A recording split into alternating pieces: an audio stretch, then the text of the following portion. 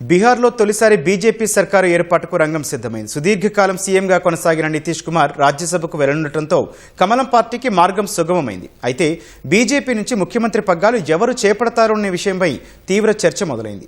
CM రేసులో బీహార్ ఉప ముఖ్యమంత్రి సామ్రాట్ చౌదరి, కేంద్ర హోంశాఖ సహాయ మంత్రి నిత్యానంద రాయ్ పేర్లు ప్రముఖంగా వినిపిస్తున్నాయి. అయితే మధ్యప్రదేశ్, రాజస్థాన్, ఢిల్లీ, ఒడిశాలో మాదిరిగా అనూహ్యంగా కొత్త వారికి అవకాశం దక్కే అవకాశం లేకపోలేదన్న అభిప్రాయం కూడా వినిపిస్తోంది.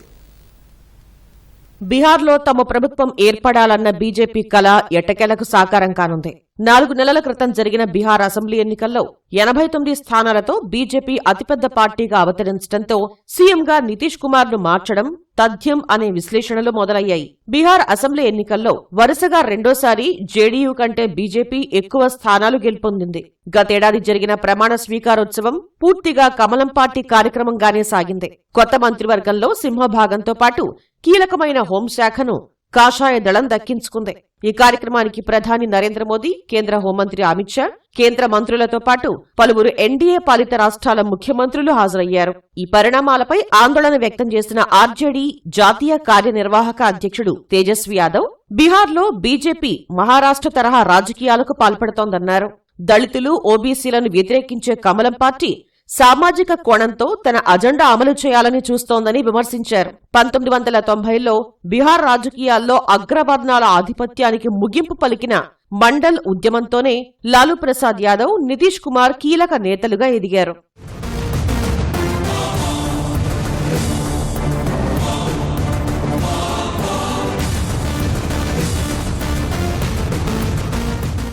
సామాజిక సమీకరణలను దృష్టిలో ఉంచుకుని బీజేపీ కూడా బడుగు బలహీన వర్గాలకే సీఎం పీఠం కట్టబెట్టవచ్చు అనే ఊహాగానాలు బలంగా వినిపిస్తున్నాయి. బీహార్ ఉప ముఖ్యమంత్రి, హోంశాఖ బాధ్యతలు నిర్వర్తిస్తున్న సామ్రాట్ చౌదరి కోయేరి ఓబీసీ సామాజిక వర్గానికి చెందినవారు. ఈ వర్గానికి ఇప్పటి వరకు సీఎం అయ్యే అవకాశం రాలేదు. ఆయనను పెద్ద నాయకుణ్ణి చేస్తామని ఎన్నికల ప్రచారంలో అమిత్ షా ప్రకటించారు. అయితే సామ్రాట్ చౌదరి ఆర్జేడీ నుంచి వచ్చి 10 ఏళ్లు కూడా కాకపోవడంతో బీజేపీ అధినాయకత్వం ఆయనపై ఎంతవరకు విశ్వాసం చూపుతుంది అన్నది ఆసక్తి రేపుతోంది. కేంద్ర హోంశాఖ సహాయ మంత్రి నిత్యానంద రాయ్ అయోధ్య ఉద్యమ సమయం నుంచి ఏబీవీపీలో, ఆర్ఎస్ఎస్లో చురుకైన నాయకుడిగా గుర్తింపు పొందారు. ఆయన బీహార్లో అత్యధిక జనాభా కలిగిన యాదవ సామాజిక వర్గానికి చెందినవారు. నిత్యానంద రాయ్కు అవకాశమిస్తే అగ్రవర్ణాలు, నితీష్ కుమార్ వర్గానికి చెందిన కుర్మీలు, ఇతర అత్యంత వెనుకబడిన వర్గాల నుంచి వ్యతిరేకత రావచ్చని బీజేపీ వర్గాలు భావిస్తున్నాయి. మధ్యప్రదేశ్, రాజస్థాన్, ఢిల్లీ, ఒడిశా మాదిరిగా ఎవరూ ఊహించని నాయకుడు లేదా అగ్రవర్ణాలకు చెందిన నేతకు సీఎం పీఠం దక్కే అవకాశం ఉందని కొందరు బీజేపీ నేతలు అభిప్రాయపడుతున్నారు. మండల్ ఉద్యమం తర్వాత సీఎం పీఠం అగ్రవర్ణాలకు దూరం అనే అనుమానాలను యూపీ, రాజస్థాన్, మహారాష్ట్రల్లో చెరిపేసిన విషయాన్ని గుర్తు చేశారు. బీహార్లో కూడా అర్హత ఆధారంగానే సీఎం అభ్యర్థి ఎంపిక జరగవచ్చని బీజేపీ నేతలంటున్నారు.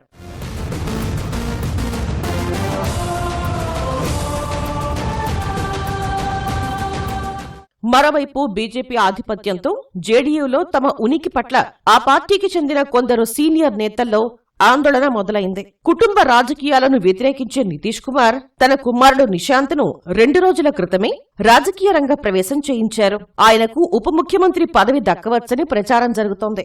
ఇక ముందు పరిస్థితులు పాత రోజుల్లా ఉండకపోవచ్చని, నితీష్ కుమారుడితో సహా తమ మంత్రులంతా పదవుల్లో కొనసాగాలంటే బీజేపీ దయాదాక్షిణ్యాలపై ఆధారపడాల్సిందేనని జేడీయూకు చెందిన ఓ సీనియర్ నేత ఆవేదన వ్యక్తం చేశారు.